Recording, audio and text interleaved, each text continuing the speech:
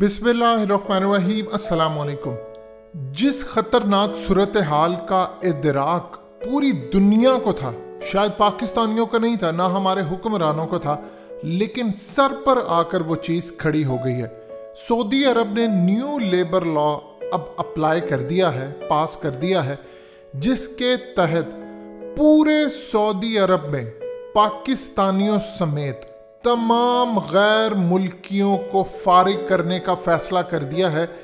वो तमाम पाकिस्तानी और गैर मुल्की जो सऊदी अरब के अंदर मॉल्स में काम करते हैं, वहाँ पर अब तमाम गैर मुल्कियों को मैनेजमेंट से लेकर वर्कर से लेकर तमाम जगहों पर। मज़ीद डिस्कस करने से पहले इस वीडियो को लाइक करें, हकीकत टीवी को सब्सक्राइब करें और बेल आइकन पर ज़रूर क्लिक करें। अब लोकल सऊदी सिटीजन्स को सिर्फ काम करने की इजाज़त होगी और तमाम पाकिस्तानियों समेत गैर मुल्की जितने भी हैं अब उनको फारिग किया जाएगा। आज के बाद सिर्फ और सिर्फ किंगडम के जितने भी शॉपिंग मॉल्स हैं या किसी भी तरह के मॉल्स हैं, वहाँ पर सिर्फ और सिर्फ लोकल सऊदी काम कर सकेंगे और गैर मुल्की अब काम नहीं कर पाएंगे। सऊदीया में जो नया लॉ आया है, इसके तहत ये असल में 3 साल पहले उन्होंने इसका इंदिया दे दिया था कि इसके तहत जो भी अब वर्कर्स होंगे वो निकाल दिए जाएंगे और लोकल सऊदीज काम करेंगे, क्योंकि उन्होंने ऐलान किया है कि अब हमारे पास ऑयल रेवेन्यू इतनी कम हो चुकी है कि इस वक्त अनएम्प्लॉयमेंट तकरीबन 15% से ऊपर चली गई है और ख़वातीन के लिए अनएम्प्लॉयमेंट 35% तक चली गई है। लिहाजा इस वक्त सऊदी अरब की तकरीबन 3.5 करोड़ के करीब अपनी लोकल आबादी है और 1 करोड़ और 20 लाख के करीब इस वक्त गैर मुल्की सऊदी अरब के अंदर रहते हैं, काम करते हैं। अब आपको समझ आई क्यों हमेशा से गैर मुल्कियों को सऊदी नेशनैलिटी नहीं मिली, क्योंकि अगर वो नेशनल हो पाते तो आप उनको निकाल नहीं सकते थे। अब वक्त आ गया है कि पाकिस्तान के अंदर ख़ास तौर पर इमरान खान और रियासत पाकिस्तान, इनको सोचना पड़ेगा कि ये होने क्या जा रहा है। देखिए, अभी तक उन्होंने इसको पूरी तरह डिटेल्स में जो तफसीलात हैं वो जारी नहीं की, जिसके तहत ये भी पता चलेगा कि क्या वहाँ पर जो पाकिस्तानी एक तो मॉल्स के अंदर वो काम करते हैं, दूसरा जो मॉल्स के अंदर किसी की शॉप है, चाहे वो इंडियंस हैं पाकिस्तानी, क्या उनको भी फारिग होना पड़ेगा, उनको भी निकालना पड़ेगा, या अभी सिर्फ ये वर्कर और मैनेजमेंट की हद तक है। देखिए, एक चीज़ आप जहन में रखिएगा, अभी जो मुश्किल बहुत ज़्यादा काम है, जो ख़ास तौर पर आप देख रहे हैं कि मक्का के अंदर सफाई का काम होता है, मदीना में या सड़कें, ये चूँकि मुश्किल काम है, लोकल सऊदीज वो नहीं कर सकते। उन्होंने जाहिर सी बात है, देखिए जब से तेल का कारोबार उनका चला है, वहाँ पर जितने लोग हैं उन्होंने एक अय्याशी सी ज़िंदगी गुजारी है, उन्होंने कंफर्टेबल जोन में जाकर काम किया है, कंफर्ट जोन को उन्होंने हमेशा देखा है। लेकिन अब उन्होंने मॉल से इसलिए स्टार्ट किया है क्योंकि मॉल्स के अंदर ठंडक होती है, इजी साफ़ सुथरा काम है। जो मुश्किल काम है, जो धूप के अंदर करना, चाहे वो बिल्डिंग बनाना, कंस्ट्रक्शन करना, वो अभी तक पाकिस्तानी, इंडियंस और बांग्लादेशी ही करेंगे। आहिस्ता आहिस्ता होटल्स में आप देखते हैं जो वहाँ पर काम करते हैं पाकिस्तानी, बांग्लादेशी, ये वो, उनको भी फारिग करना शुरू कर देंगे, क्योंकि वो जॉब्स बहुत मुश्किल होती हैं, सस्ते में काम होता है।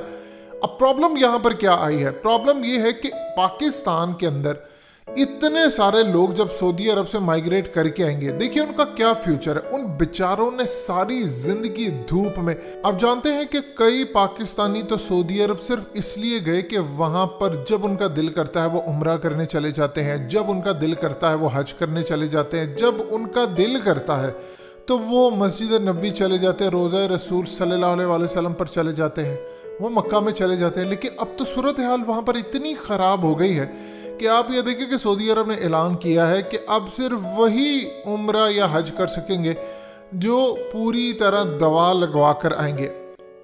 अब आप ये देख लें कि पाकिस्तान के अंदर क्या सूरत हाल है। पाकिस्तान में ये बताया गया ब्लूमबर्ग ने कि 10 साल लगेंगे तकरीबन 75% पाकिस्तानियों को दवा लगाते, यानी 10 साल बाद आप जाकर कोई दवा लगवाएंगे तो उस वक्त ना आप दुनिया में ट्रैवल कर सकते हैं, ना आप सऊदी अरब में उम्रा कर सकते हैं, ना आप हज कर सकते हैं। वो गए दिन है कि आप अब सऊदी अरब में उम्रा हज भी कर पाएंगे अनटिल कि आप दवा लगवाएं। और 75% पाकिस्तानी 10 साल में, 10 साल के बाद क्या नई बीमारी आ जाए, क्या सूरत हाल हो, किसी को नहीं पता। अब बेचारे जो पाकिस्तानी जिन्होंने अपनी ज़िंदगी गाल दी है सऊदी अरब के अंदर, आहिस्ता आहिस्ता आहिस्ता उनको जॉब से निकाला जाएगा। पाकिस्तानी नहीं, गैर मुल्कियों तमाम, क्योंकि सऊदी अरब की एक चीज़ प्रॉब्लम वहाँ पर करी है कि वहाँ पर अनएम्प्लॉयमेंट बढ़ती जा रही है। देखिए, मोहम्मद बिन सलमान ने अपना जो विजन दिया था 2030 में, उन्होंने यही बात की थी कि मैंने लोकल सिटीजन को जॉब देनी है, क्योंकि अल वलीद बिन तलाल ने 2012 में ही सऊदी अरब के अंदर आगाह कर दिया था कि हमारे पास इस वक्त सिर्फ चंद साल बाकी हैं, उसके बाद तेल बिकना बंद हो जाएगा। आप ये देखें कि इस वक्त ईरान कूद पड़ा है बीच में। आप ये देखें कि इस वक्त अमेरिका, कभी वो सऊदी अरब से तेल लेते थे, आज वो एक कतरा भी तेल नहीं लेते सऊदी अरब से। उनको ज़रूरत ही नहीं है, वो अपना तेल प्रोड्यूस करते हैं, वो अपना तेल निकालते हैं, पूरी दुनिया में इवन के एक्सपोर्ट करते हैं। चाइना ने इस वक्त जो मुआहदा किया है ख़ास तौर पर ईरान में, वो अरबों डॉलर्स का उन्होंने तेल लेना है कई अगले सालों में। अब ईरान के ऊपर से चूंकि पाबंदियां हटने का वक्त आ गया है, मामला चले तो वो मार्केट में तेल फेंकेंगे, मजीद तेल की कीमतें गिरेंगी, तो सऊदी अरब की रेवेन्यू मजीद ड्रॉप होगी। उम्रा नहीं हो रहा, हज नहीं हो रहा, होटल्स की बुकिंग नहीं हो रही, सिम्स नहीं वहाँ पर चल रही, वहाँ पर जॉबलेस लोग तेज़ी से होते जा रहे हैं। लिहाजा जो लोकल सिटीजन हैं वो कह रहे हैं कि हमें जॉब्स दो, और उनको जॉब्स कैसे देनी, न्यू जॉब्स तो क्रिएट नहीं हो रही। पुरानी जॉब जो है, जो गैर मुल्की है, उन्हीं को निकाल कर तो लोकल सऊदीज को जॉब देनी है। देखिए, उनके पास अभी उनकी इकोनॉमी बिल्कुल भी आगे नहीं जा पा रही। आप ये देखें कि उनका चलता हुआ कारोबार बंद हो गया है, हज नहीं हो पा रहा, उम्रा नहीं हो पा रहा, उसके अलावा ऑयल की रेवेन्यू गिर गई है, तो टैक्सेस वहाँ पर नहीं लग रहे हैं, वैट को इंक्रीज किया जा रहा है, उनकी मार्केट्स के अंदर भूचाल आया हुआ है, वहाँ पर ख़रीदार नहीं है। आप ये देखें कि जब गैर मुल्की आते थे यहाँ पर आकर उम्रा हज करते हैं, जाहिर सी बात है वो आकर सामान भी ख़रीदेंगे, वो टिकटें भी ख़रीदेंगे, वो आकर मोबाइल की सिम्स भी ख़रीदेंगे, वो बैलेंस भी ख़रीदेंगे। ये तमाम चीज़ें ड्रॉप होती जा रही हैं। वो जब आएंगे तो वो आकर खाना भी खाएंगे, वो आकर कैफ़ेज़ में भी जाएंगे, वो आकर ट्रैवलिंग भी करेंगे, टैक्सी का काम भी चलेगा। ईच एंड एवरीथिंग जो चल रहा है वो सारा ऐसा ऐसा ख़त्म होगा। अगला उनका जो सबसे बड़ा टारगेट ये होगा कि जितनी वहाँ पर टैक्सेस चलती हैं वो भी लोकल सिटीज़न को दी जाएंगी, यानी जो गैर मुल्की हैं उनको फारिग कर दिया जाएगा कि आप यहाँ से लें। ये इतना बड़ा भूचाल आने वाला है, इतना बड़ा भूचाल आने वाला है कि आप सोच भी नहीं सकते। क्या पाकिस्तान के अंदर हम तैयार हैं? क्या कर रहे हैं हम जो वहाँ पर बेचारे बेरोज़गार होंगे, अच्छा खासा बिलियंस ऑफ डॉलर का रेवेन्यू इकट्ठा होता है, हमें सऊदी अरब से वहाँ से लोग पैसे भेजते हैं पाकिस्तान की इकोनॉमी चलती है। ये पूरे अरब वर्ल्ड में हो रहा है। और देखिए, प्रॉब्लम ये आ रही है कि उन्होंने अपने ज़राए बढ़ाए नहीं। जब तेल उरूज पर था तो वहाँ पर इंडस्ट्री नहीं लगाई, फैक्ट्रीज नहीं लगाई, उन्होंने इदराक नहीं किया, ड्रोन टेक्नोलॉजी नहीं बनाई। आज ये देख लें कि सबसे ज़्यादा इनको नुकसान हुआ है यमन जंग का।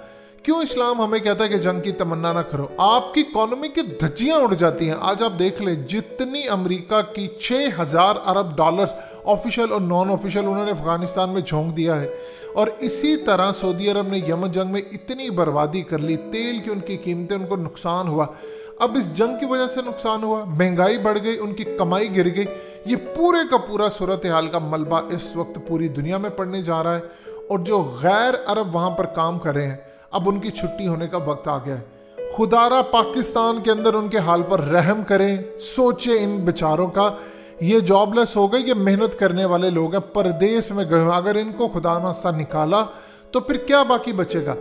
आप अपने मुल्क की डायरेक्शन ठीक करनी पड़ेगी हमें, रियासत पाकिस्तान को, हुकूमत को। अगर आप नहीं करेंगे तो इस मुल्क के हालात इतने ख़राब हो जाएंगे कि यहाँ पर क्राइम्स बढ़ जाएंगे, जिसको रोकना फिर नामुमकिन हो जाएगा। दोस्तों, हकीकत टीवी को सब्सक्राइब करना मत भूलिए, वीडियो को लाइक करें, शेयर करें और कमेंट सेक्शन में अपनी राय का इजहार ज़रूर करें।